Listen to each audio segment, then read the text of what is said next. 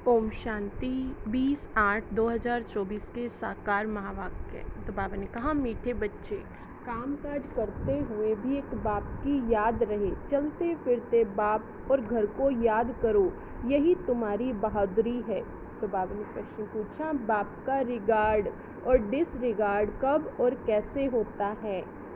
उत्तर है, जब तुम बच्चे बाप को अच्छी तरह याद करते हो तब रिगार्ड देते हो। अगर कहते याद करने की फुर्सत नहीं, यह भी जैसे डिसरिगार्ड है, वैसे वास्तव में यह बाप का डिसरिगार्ड नहीं करते, यह तो अपना ही डिसरिगार्ड करते हो। इसलिए नामी ग्रामी केवल भाषण में ही नहीं लेकिन याद की यात्रा में बनो। याद का चार्ट रखो, याद से ही आत्मा सतो प्रधान बनेगी। ओम शांति। रूहानी बच्चों प्रति रूहानी बाप समझाते हैं, यह जो 84 के चक्र का ज्ञान समझाया जाता, यह तो एक नॉलेज है जो तुम बच्चों ने जन्म जन्मांतर पढ़ी है और धारणा करते आए हो। यह तो बिल्कुल सहज है, यह कोई नई बात नहीं है। बाप बैठ समझाते हैं, सतयुग से लेकर कलयुग अंत तक तुमने कितने पुनर्जन्म लिए, यह ज्ञान तो सहज रीति बुद्धि में है ही। यह भी एक पढ़ाई है। रचना के आदि मध्य अंत को समझना है, सो बाप के सिवाय और कोई समझा नहीं सकता। बाप कहते हैं, इस ज्ञान से भी उच्च बात है याद की यात्रा, जिसको योग कहा जाता। योग अक्षर मशहूर है, परंतु याद की यात्रा, जैसे मनुष्य यात्रा पर जाते हैं, कहेंगे हम फलाने तीर्थ यात्रा पर जाते, श्रीनाथ अमरनाथ जाते हैं, तो यह याद रहता है।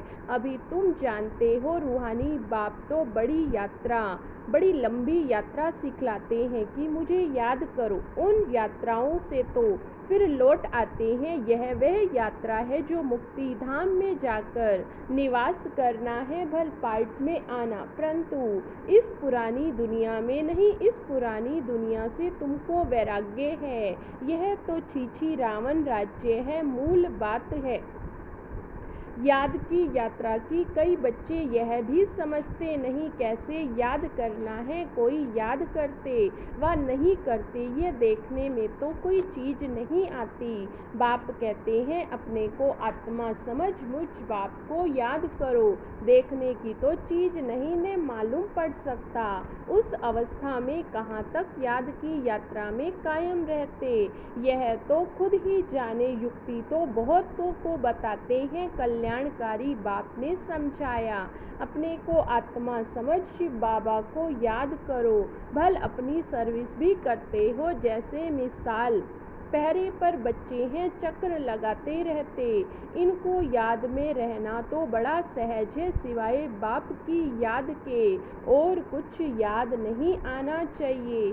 बाबा मिसाल दे बताते हैं, उस याद की यात्रा में ही आए जाएं। जैसे पादरी लोग जाते हैं, कितना साइलेंस में जाते हैं। तुम बच्चों को भी बड़ा प्रेम से बाप और घर को याद करना है। ये मंजिल बड़ी भारी है। भगत लोग भी यही पुरुषार्थ करते रहते हैं, परंतु उनको ये पता नहीं हमको वापस जाना है। यह तो समझते हैं जब कलयुग पूरा होगा तब जाएंगे। उनको भी ऐसे सिखलाने वाला तो कोई है नहीं। तुम बच्चों को तो सिखलाया जाता, जैसे पहरा देते हो तो एकांत में जितना बाप को याद करें उतना अच्छा। याद से पाप कटते हैं, जन्म जन्मांतर के पाप सिर पर हैं। पहले सतो प्रधान बनते हैं, राम राज्य में भी पहले वे जाते, तो उनको भी सबसे जास्ती याद की यात्रा में रहना है। कल्प कल्प की बात है, तो इनको याद की यात्रा में रहने का अच्छा चांस है।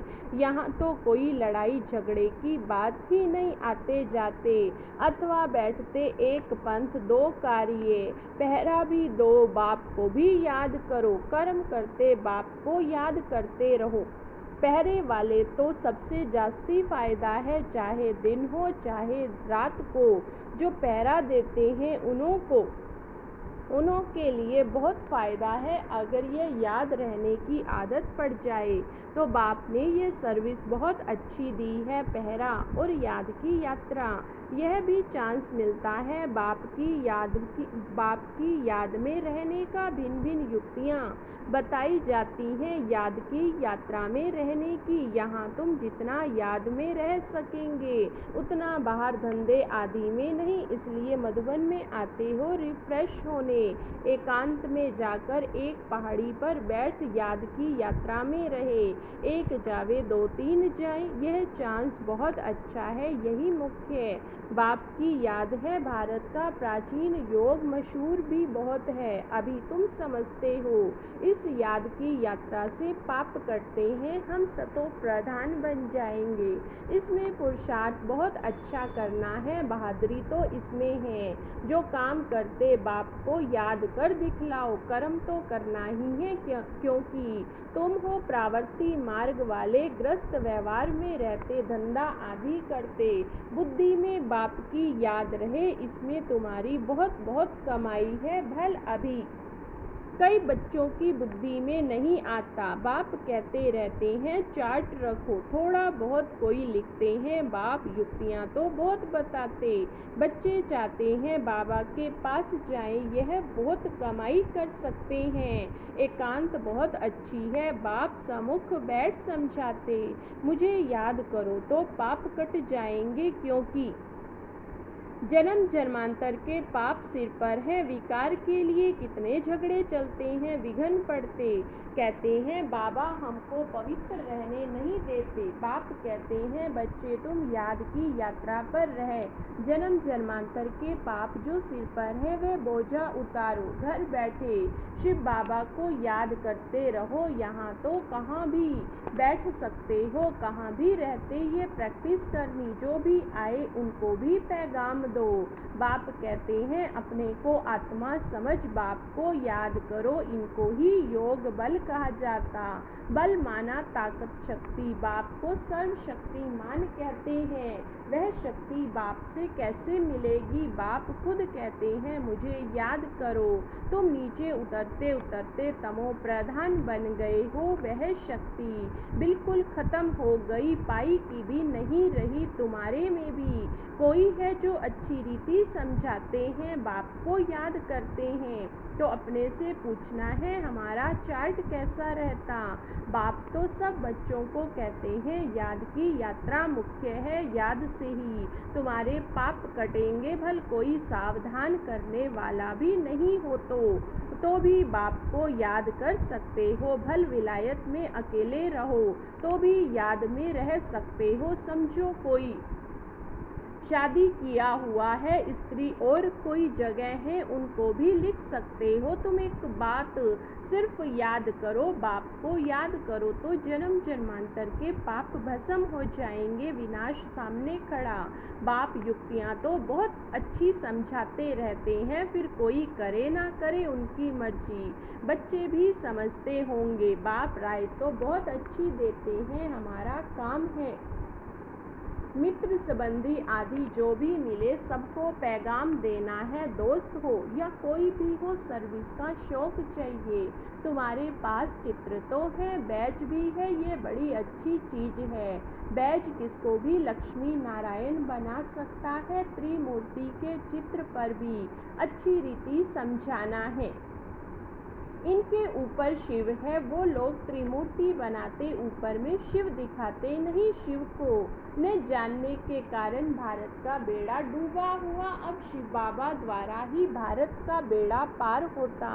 पुकारते हैं पतित पावन आओ, आकर हम पतितों को पावन बनाओ। फिर भी सर्वव्यापी कह देते, कितनी पाई पैसे की भूल है।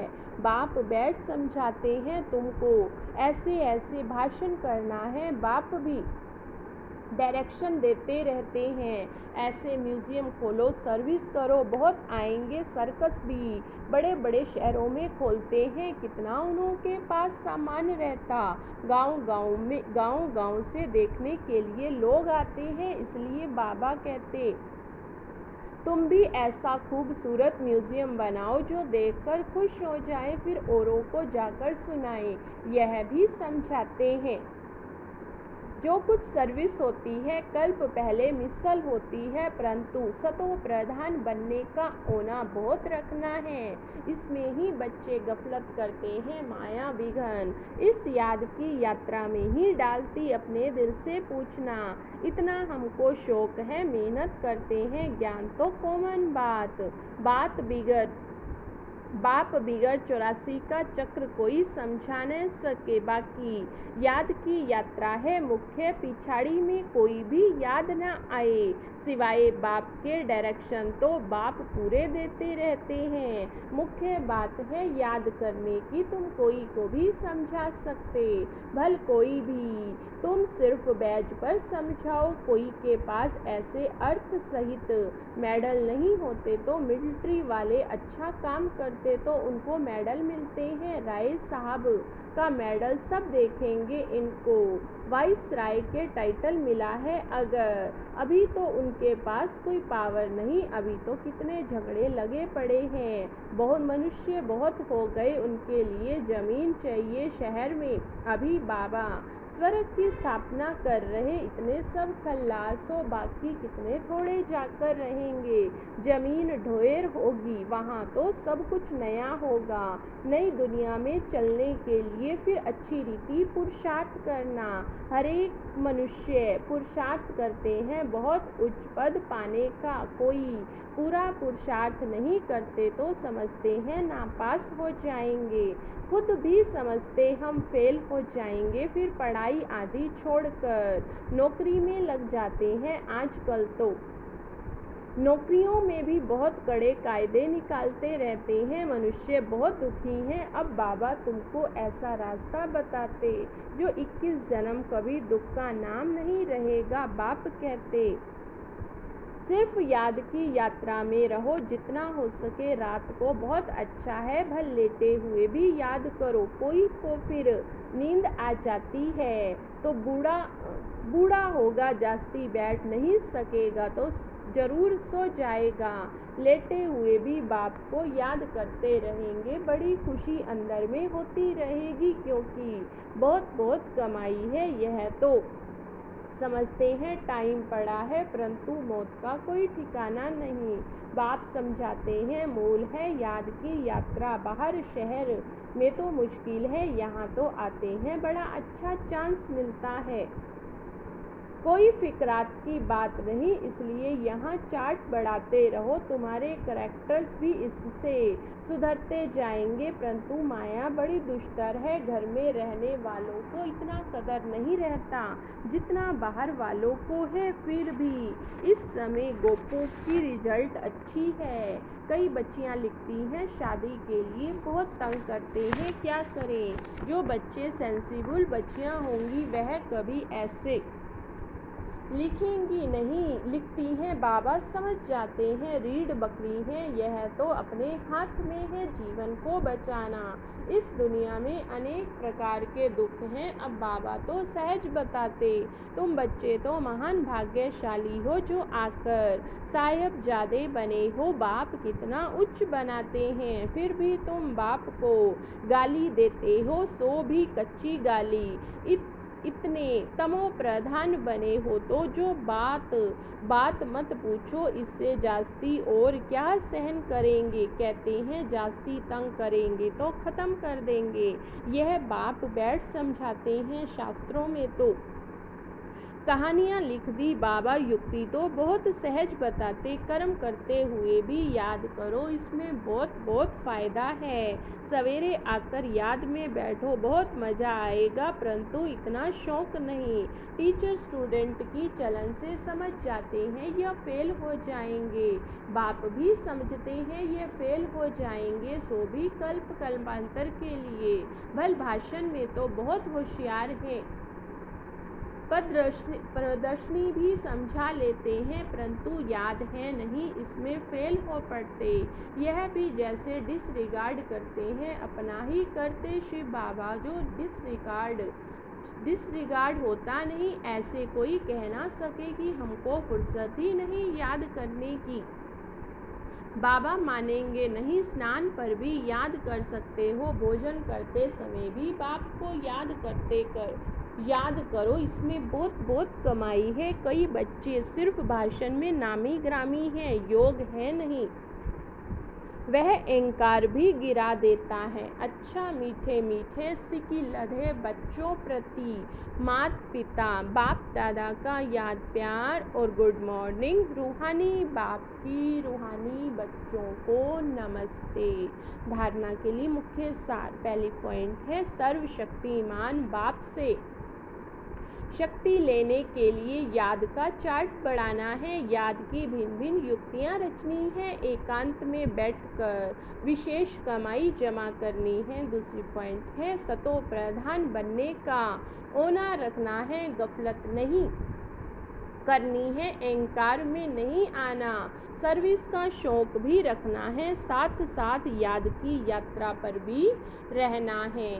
वरदान है सब कुछ बाप हवाले कर, कमल पुष्प समान न्यारे प्यारे रहने वाले डबल लाइट भव।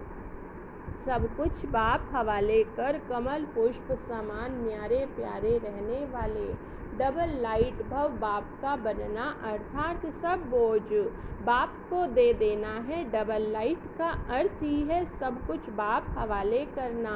ये तन भी मेरा नहीं, जब तन भी नहीं तो बाकी क्या है, आप सबका वायदा ही है। तन भी तेरा, मन भी तेरा, तो धन भी तेरा, जब सब कुछ तेरा कह तो बोझ किस बात का। इसलिए कमल पुष्प का दृष्टांत स्मृति में रख, सदा न्यारे प्यारे रहो तो डबल लाइट बन जाएंगे।